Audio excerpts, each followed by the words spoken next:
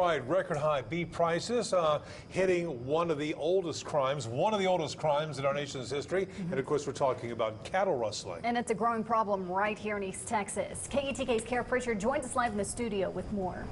Yeah, that's right, Casey. It's a crime that's become more of a problem in the past few months. Today, I spoke to Special Ranger Larry Hand. He told me he doesn't see the trend stopping anytime soon.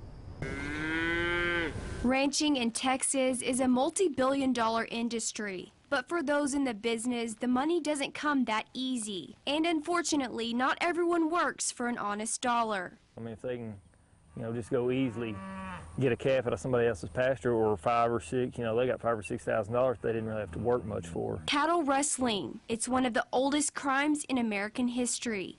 But now it's even more lucrative for the thief who can think they can get away with it. And that when those cattle are sold, the thief gets dollar for dollar what the original owner would get if they went and sold those cattle at the public auction themselves. So far this year, more than 400 cases of stolen cattle in Texas have been tracked. If your cattle are stolen, if they're branded, you've got about an 80 to 85% chance of getting them recovered. We also emphasize keeping a regular count of your cattle and locking your gates.